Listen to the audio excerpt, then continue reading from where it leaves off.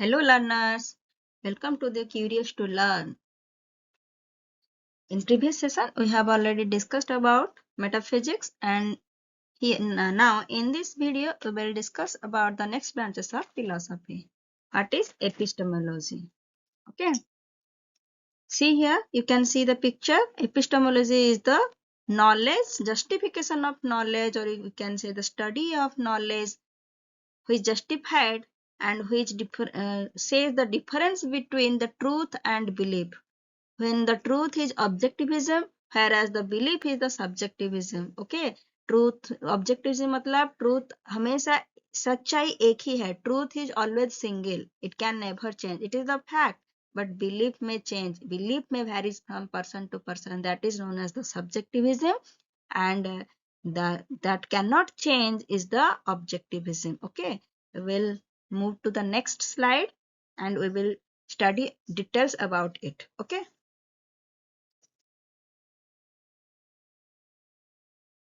Epistemology. Epistemology. What is epistemology? Epistemology is also known as the theory of knowledge. इसमें हम knowledge की ज्ञान, इसको हम हिंदी में कहते हैं ज्ञान मीमांसा. यहाँ पे नॉलेज की खोज होता है, नॉलेज के बारे में स्टडी होता है. एपिस्टेम का मतलब होता है knowledge. Episteme knowledge and the logos means the study of knowledge.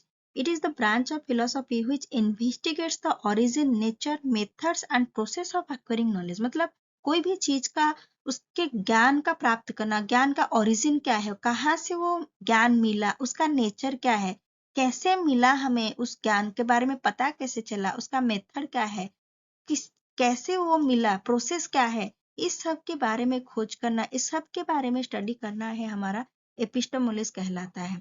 इसमें कुछ क्वेश्चंस आते हैं जिसके साथ हम एपिस्टेमोलॉजी में डील करते हैं, जैसे कि what is the knowledge and how does it differ from beliefs and opinion. मतलब नॉलेज क्या है और ये बिलीफ और ओपिनियन से कैसे डिफर करता है. बिलीफ और ओपिनियन को नॉलेज कह सकते हैं क्या? Belief opinion is different from knowledge. How it is different from knowledge? What is the truth and how can we know if the statement is true. मतलब ट्रू क्या है और वो स्टेटमेंट ट्रू है, ये कैसे पता चला कि वह स्टेटमेंट ट्रू है. What are the sources of knowledge. वो जो नॉलेज हमें मिला वो कहाँ से मिला, उसका सोर्सेस क्या है. हाउ डू यू नो, हमें कैसे पता चला. व्हाट डू यू नो, हमें क्या पता है. What process of knowing do we base our knowledge of the world and society.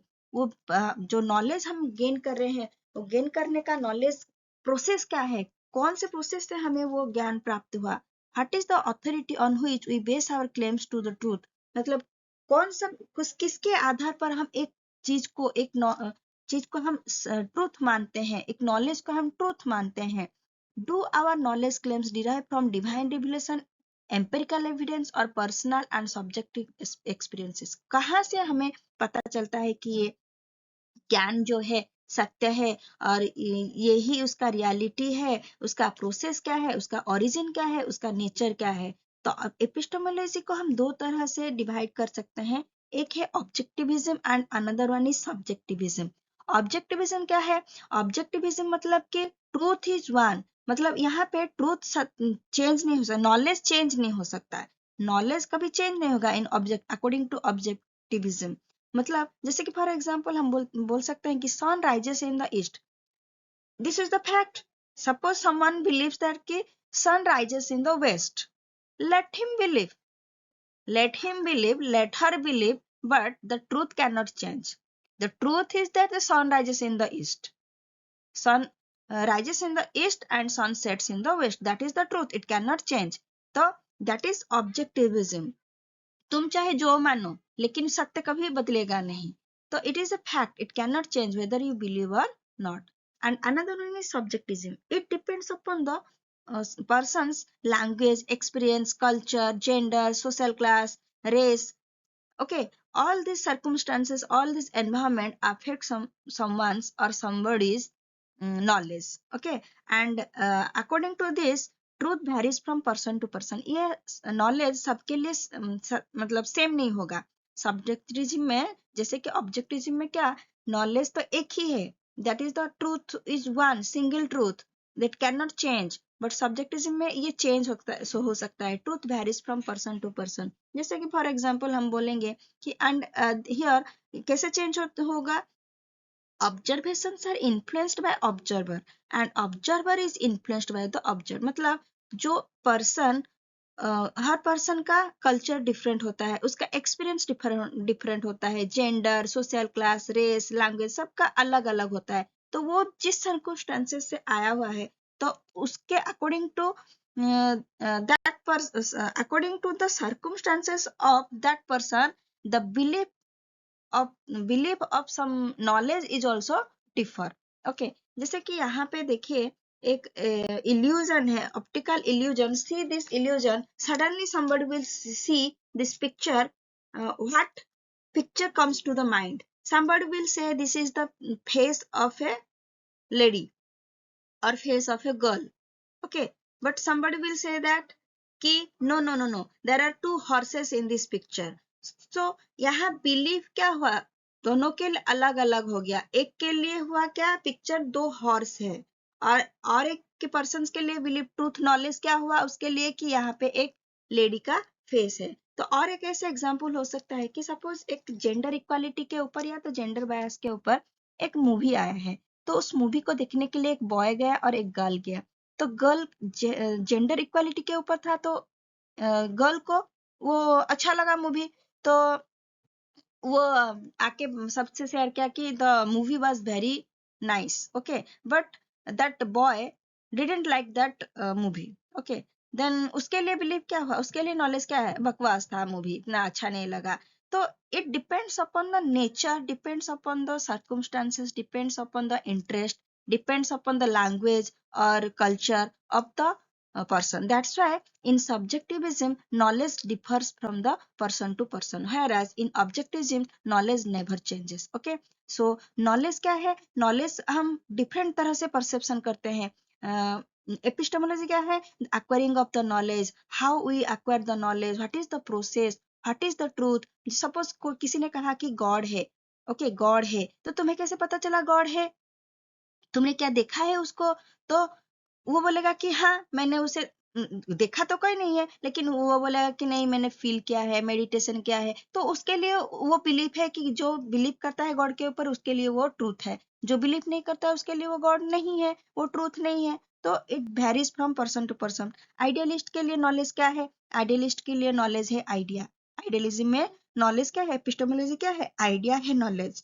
लेकिन नेचुरलिस्टिक्स के लिए आइडिया तो नॉलेज नहीं है, उसके लिए नॉलेज क्या है, नेचर है. तो आई होप सबको समझ में आ गया होगा कि what is epistemology. It is the study of, so epistemology is the study of knowledge. And now axiology. What is axiology? Axiology is the theory of principles, or it is known as theory of values. It tells about the values, moral values and the conduct.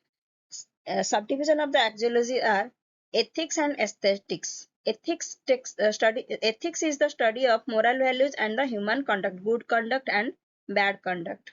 And aesthetics is the study of values in the realm of beauty and art. Beauty by means of natural beauty, beauty of the nature. Okay, and it in this beauty and art aesthetics, some subjects like art, drama, music, dancing, these all comes under aesthetics, and these fulfill aesthetic sense and make human life harmonious, balanced and beautiful. Axiology deals mainly with the affective domain of knowledge. So axiology moral values के बारे में बात करता है, human conduct कैसे human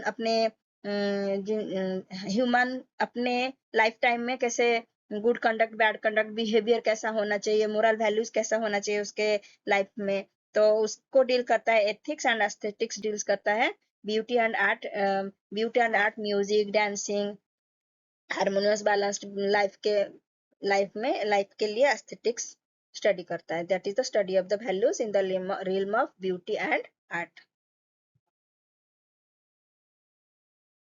And axiology and education. National Curriculum Framework 2005 gives stress upon the values-based and moral education as a separate entity of education and also integrate it with core subject. National Curriculum Framework 2005 के under में एक्सोलॉजी को education में place किया गया है। कैसे? ताकि बच्चों के अंदर सारे ह्यूमन बींग्स के अंदर वो मोरल वैल्यूज डेवलप हो सके, moral ethics and aesthetics develop हो सके। उसीलिए नेशनल करिकुलम फ्रेमवर्क 2005 एजुकेशन में उसको इंट्रोड्यूस किया है, ताकि बच्चे स्ट्रेसलेस लाइफ जी सके, वैल्यू बेस्ड लाइफ को जी सके।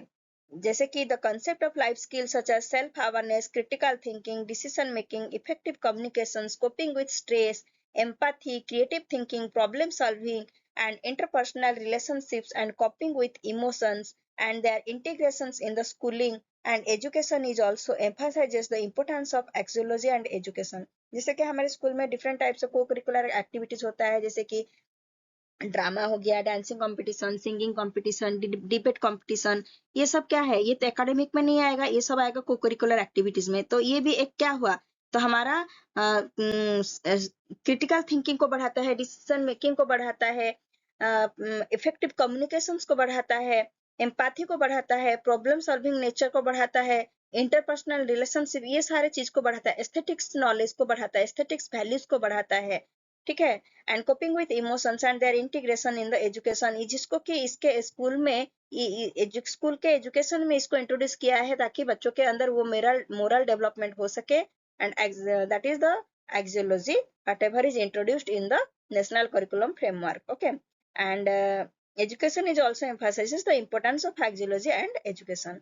So axiology has direct impact on education, जो जिसका कि direct impact education के ऊपर है from the very beginning of the ancient system of education, जो अभी नहीं है, सिर्फ अभी नहीं है, इंट्रोड्यूस नहीं किया गया है, वो ये पहले से ही है, beginning from the beginning in the ancient system of education. Okay, in other words that it is the heart of an education system. इसको हम एजुकेशन सिस्टम का हार्ट कह सकते हैं, ठीक है। जैसे कि पहले एंशिएंट सिस्टम में बच्चे गुरुकुल में जाके पढ़ाई करते थे, वहां पे गुरु उन्हें प्रैक्टिकल लेवल में ही सारा चीज सिखाते थे, ठीक है। तो मोरल वैल्यूज सिखाते थे, डिसिप्लिन सिखाते थे, तो वो भी आएगा हमारा एक्सियोलॉजी के अंडर। तो नेक्स्ट है logic and education. Logic is the branch of philosophy that deals with the correct and logical thinking. इसमें दो टाइप आ जाता है लॉजिक में, deductive logic and inductive logic. Deductive logic is the general to specific, जब हम कोई भी चीज को एक जनरल से स्पेसिफिकेशन की तरफ आएंगे, स्पेसिफिक के तरफ आएंगे, from the general to specific, big to small, the specific, then that will be deductive logic. And inductive logic is the from the specific to general, कोई भी एक स्पेसिफिक चीज से उसको जनरलाइज कर सकते हैं, तो वो होगा इंडक्टिव लॉजिक। एंड जब एक जनरल चीज से हम उसको स्पेसिफिक के तरफ आएंगे तो उसको कहेंगे हम डिडक्टिव लॉजिक। आई होप सबको समझ में आया होगा।